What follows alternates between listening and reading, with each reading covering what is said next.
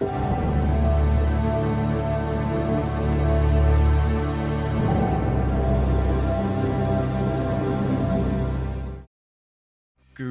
everyone, and welcome to LEGO Rewind, where we take another look at old retired LEGO themes. This patron-sponsored episode was brought to you by Porter Ortiz, and today, we're here to kill the Batman. And since Christmas is just around the corner, I guess this is a Christmas episode. I mean, Batman Returns is a Christmas movie. Merry Christmas, Mr. Wayne. Merry Christmas, Albert. See? It counts. The Dark Knight has worn many plastic cowls over the years, but the original 3-year run began in 2006, which, while there's no way they could have known this, may have been the best time to do it. LEGO had just survived the most dire years, so they were on the upswing, but not quite out of the woods. It was that sweet spot era of daring builds that were still pretty rough, if a little desperate. It was also the tail end of LEGO's edgy teenager phase, as you can hear in this teaser. I didn't edit those gunshots. That's how you know LEGO was serious. Who are you? I'm Batman. There's an elegant simplicity to these early sets, focused less on finer details and more on striking, memorable shapes. It's pretty gloomy, taking clear inspiration from the Tim Burton films and the animated series that also drew from those. Something as basic as a street lamp or a gate with teeth that look like bat ears add to this atmosphere.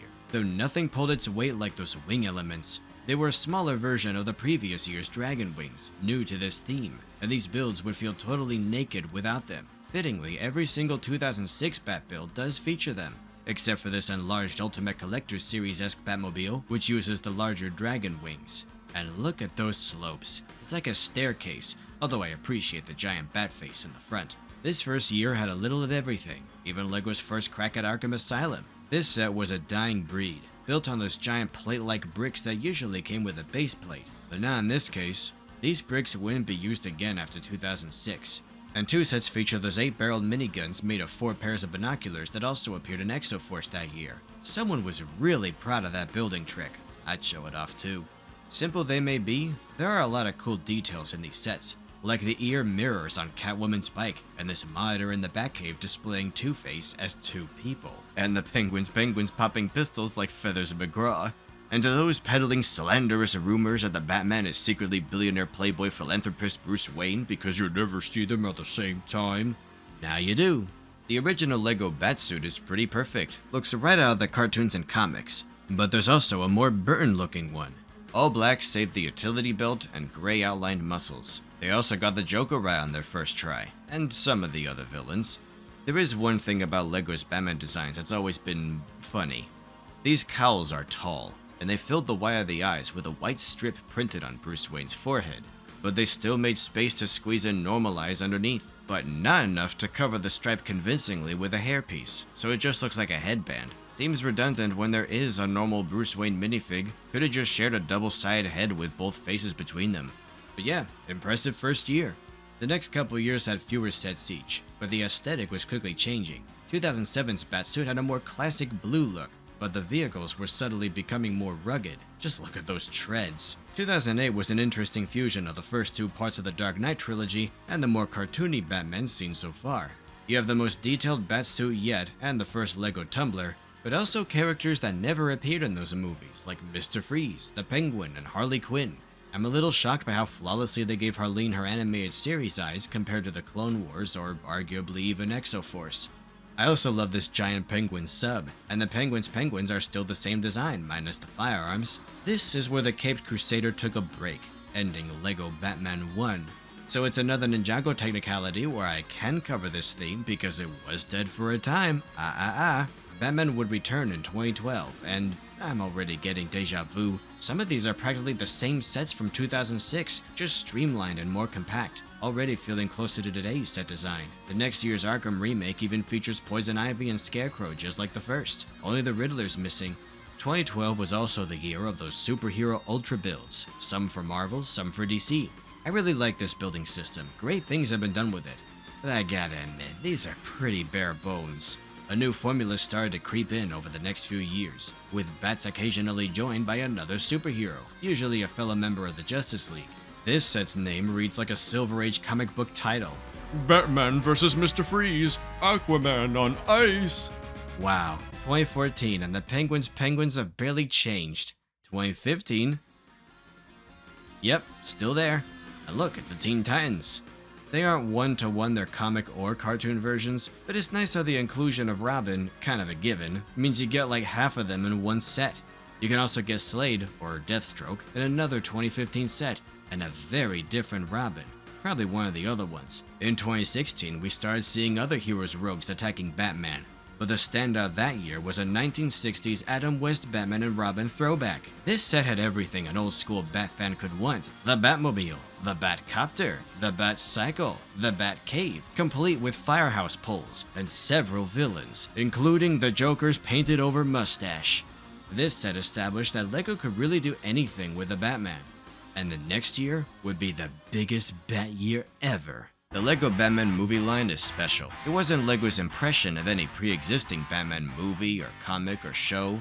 It wasn't even an amalgamation of them all. This was its own vision that gave us some of the bravest, boldest takes on these characters imaginable.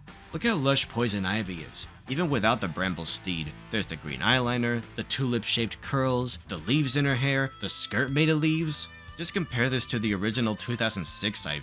They didn't need to go this hard, but so many villains are like this. Killer Croc's been a big fig before, but this one has a croc head and tail, long rancor claws, and drives this tailed gator from the truck bed because he's too big to fit in the cab. Mr. Freeze gets this tall dome over his head and oval-ish armor, blue skin, and a mech suit with a gigantic freeze ray with everything on it. And this is my favorite LEGO Joker design. It's not just his extreme expressions and crazy hair. The colors are flawlessly balanced. He's rocking that casino card dealer fit, and the coattails add such presence. They even managed to balance Harley Quinn's old-school jester look with her more modern one, and it's pretty great. And it wasn't just the big names like these that got this treatment. They brought everybody. It's astounding how many new molds and fabrics and prints they made to accommodate even the most obscure faces like Calendar Man and Egghead. Bane's henchman is one of the mutants from The Dark Knight Returns, and he doesn't feel out of place. They even got really creative with their own spin on Two-Face, voiced by and designed to look like Billy D. Williams if he played the character in the cancelled Tim Burton version of Batman Forever. Now if they could just make a big Riddle Big Fig. This is what happens when you let LEGO's designers cook. Also a huge variety of great vehicle builds, enough to fill out a whole racing game, each channeling the taste of their duplicitous drivers. Heck, the Penguin got two. This classy drink of ice water, and a big ducky flanked by... They ditched the brick-built penguins for more normal-looking ones. I guess it had to happen sometime. This is the best comic book villain representation I've ever seen LEGO release. I would love to see a Spider-Man equivalent just going all out. But their take on the Caped Crusader himself peaked here too. The costume is just an updated version of the 2006 original, no messing with perfection. But he has a ton of others. And they just invented a whole new aesthetic for his fleet of vehicles. Yellow tinted windows, red trim, tons of aggressive mechanical detail, new slicker bat wings, and cheeky pet names like the Speedwagon, Riptide, and Black Thunder. It feels apocalyptic, like it's all going down. Never before or since will we see a more hardcore Batwing or more inventive Batmobile. Both of them. Probably the wackiest of these was the Scuttler, a knuckle-walking bat mech. This thing is so inspired, I modded one for Legends of Chima's Bat Tribe, and it fits right in. One commenter even floated me a theory that maybe this was a cancelled Bat Tribe design eventually repurposed for the LEGO Batman movie. It happens, sometimes. Like this upcoming Ninjago baddie converted from a shelved Nexo Knight's malware wolf. This Batman line was so huge it had 3 unique bat signals. It even spilled over into 2018, eventually transitioning back to the usual Batman fare. Like this trike I turned into a skunk. This Brother Eye with Batwoman is pretty neat, but I wonder how easily this could have been a Batman Beyond set. Surprisingly, the Batman of the future has never officially gotten that LEGO facelift. Come on, let's see Terry get some love. Not that Terry. Cool customs and animations though. Some of the LEGO Batman movie's influence persisted in the next couple years, like the red accents and yellow windows, and they continue to try to reinvent the rogues, but ultimately as tamer, watered-down versions. The highlight of 2019 was another giant Batmobile, based on the 1989 version, with a Michael Keaton Batman and a big molded cape. This was followed in 2020 by a UCS-style Batwing. and these were accompanied by some smaller versions that, in retrospect, feel like prototypes for even more accurate builds we got more recently. And this is the part where I can actually show footage of some Batman stuff. These were generously shipped to me by Richard's Domain. I'll send them back when I'm done filming. In just the last few years, we've gotten Batmobiles from the 60 series, the Burton films, the Nolan trilogy, and the Matt Reeves film, The Batman. And yeah, they're all pretty great, as display models and as toys. There's also this figure he sent, which is miles better than the one from a decade ago. But having finally handled one of these built in this style, I'll be frank, I hope Bionicle doesn't come back like this, like some are suggesting. It's really only suited to humans who have to have the same proportions and fit into rubber costumes. Still, it's neat to see a spaceman built like this. But yeah, cool figure. One of the better ones. Representing live-action Batman media has been the priority lately. From Batman to the Batman. Even taking some of Technic's breathing room. Also some heads. I'm not gonna mope about it, but it just doesn't give me as much to talk about. Unfortunately, I feel like we're past the era of Lego's Batman. You know? They had their fun, and we got to see them push the limits of a license more than any other they work with. You'll never see a Star Wars line like the Lego Batman movie with so many original or remixed concepts, because Star Wars fans would get mad if you gave it that treatment, at these distractions from their favorite designs that already exist. But the Cape Crusader is just malleable enough, always has been, to get away with all sorts of toys. But you know, it's funny how much of the stuff I've covered today came after Lego Rewind started. That was when the Lego Batman movie sets were still new. I didn't appreciate them as much at the time. Because of my bias against the licensed themes, it just wasn't a priority. But I don't think I've ever ruled out covering the Bat completely. Basically, I like a licensed theme when it doesn't feel like a licensed theme. And I hope I've painted a picture of how special Lego's Batman was, even in its humble 2006 beginnings. Special thanks to Porter Ortiz and Richard's Domain. But it feels like I'm forgetting something. Oh yeah, happy holidays! That's it for today. Check out my books on Amazon and itch.io, and my Patreon page to get videos like this early, your name in the credits, behind the scenes content, a patron Discord server, signed copies of Planet Ripple, and maybe even your own Lego Rewind episode. See you next time. Toodles! Mr. Freeze and the Penguin are taking over the new Lego Batcave.